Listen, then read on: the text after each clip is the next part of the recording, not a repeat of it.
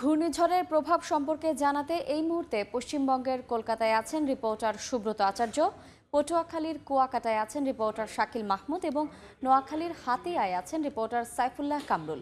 প্রথমেই যাচ্ছি সুব্রতর কাছে।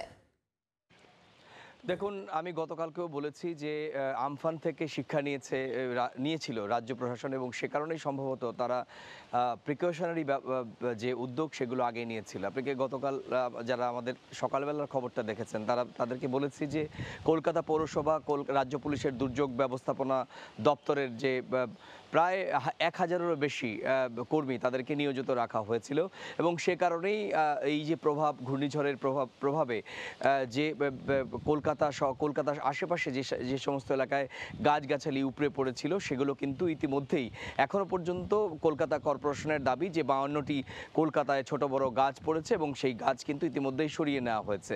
আরও শহরতলির বাইরেও যেগুলো শহরতলির সঙ্গে শহরের যোগাযোগ, সেই সমস্ত জায়গাতেও বেশ কিছু গাছ পড়ে রয়েছে, সেগুলো স্থানীয় কর্পোরেশন বা পঞ্চায়েতের পক্ষ থেকেও দ্রুত সরিয়ে সকাল 11টার মধ্যে কিন্তু যোগাযোগ ব্যবস্থা পুরোপুরি স্বাভাবিক করার যে উদ্যোগ সেটি কিন্তু সংশ্লিষ্ট রাজ্য প্রশাসনের পক্ষ থেকে নেওয়া হবে।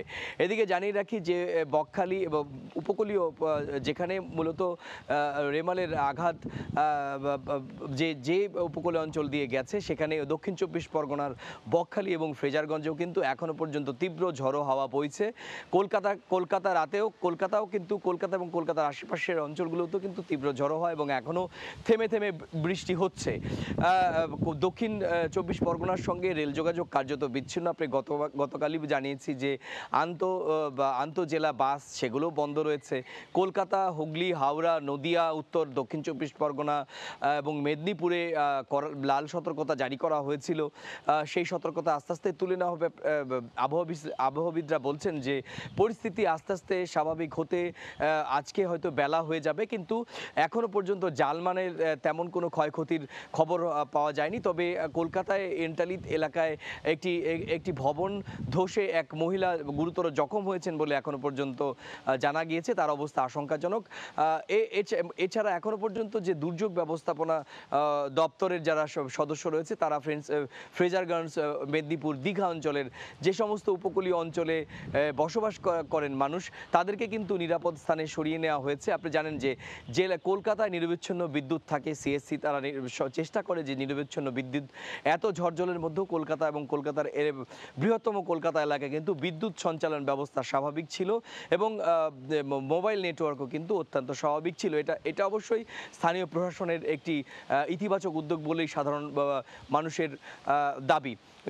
জানেন যে আমফানের যে বিপর্যয় সেটি কলকাতার শহরের মধ্যে একটি কলঙ্কের অধ্যায় ছিল।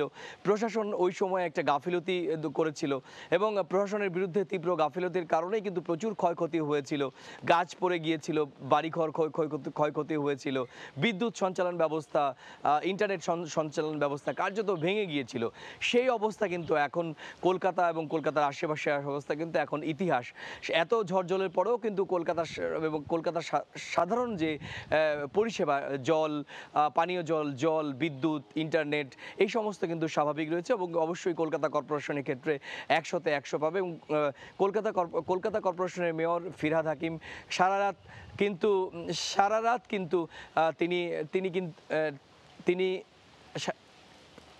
সারা রাত কিন্তু কলকাতার মেয়র ফিরহাদ হাকিম সেখানে ছিলেন। সকালবেলা তিনি সাংবাদিকদের ব্রিফ করেছেন যে কলকাতায় ছোট বড় 52টি গাছ পড়েছে এবং সেগুলো সরে নেওয়া হয়েছে।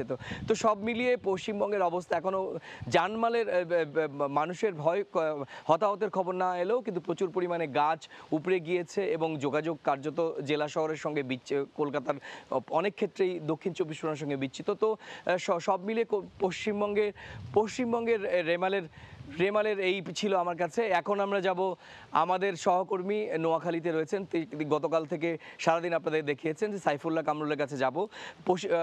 পশ্চিমবঙ্গের খবর তো আমরা দিলাম, এবং সাইফুল্লাহ কামরুলের কাছে। সাইফুল্লাহ,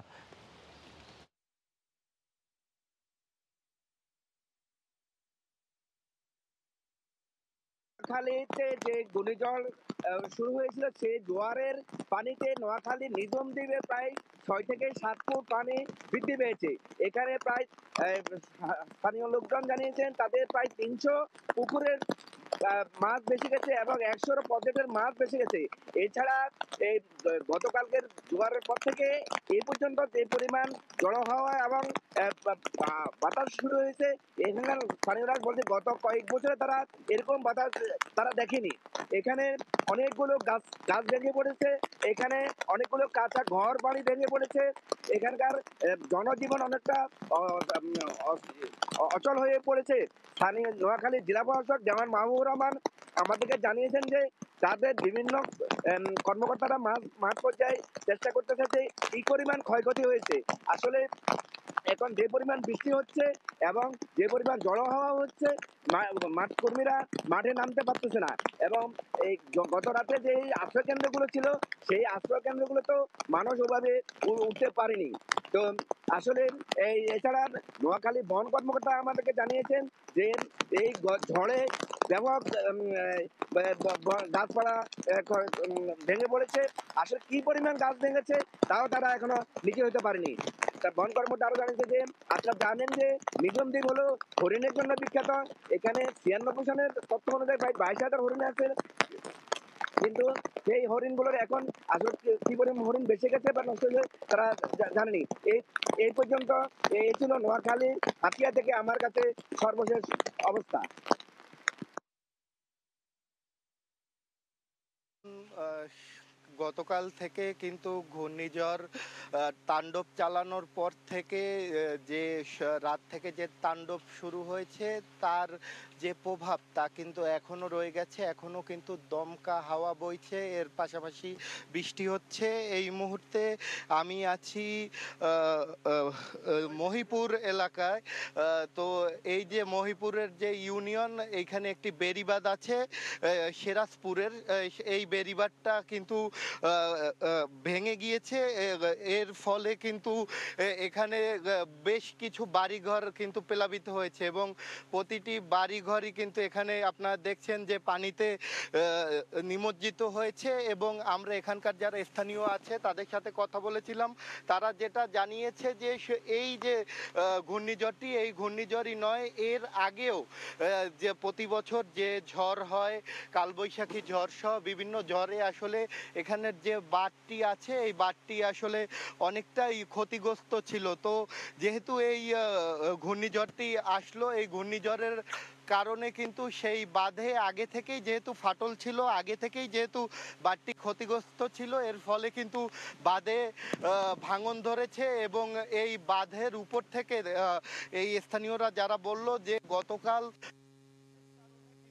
বাঁধের উপর থেকে পানি চলে গিয়েছিল এবং এক পর্যায়ে সেই বাঁধের যে মাটি সেটি নরম হয়ে সেই বাঁধটি পুরোপুরিভাবে বিধ্বস্ত হয়ে যায় এবং এই যে এখানের যে এলাকা এটি কিন্তু পুরোপুরি আসলে পানির নিচে তলিয়ে যায়। এর ফলে এখানকার যারা স্থানীয় যারা বাসিন্দারা আছে, এই বাসিন্দাদের যে ঘর বাড়ি আছে সেই ঘর বাড়ি পুরোপুরি কিন্তু তলিয়ে গিয়েছে পানির নিচে এবং এখানের অধিকাংশ স্থানীয়রাই কিন্তু আশ্রয় কেন্দ্রগুলোতে গিয়ে আশ্রয় নিয়েছে।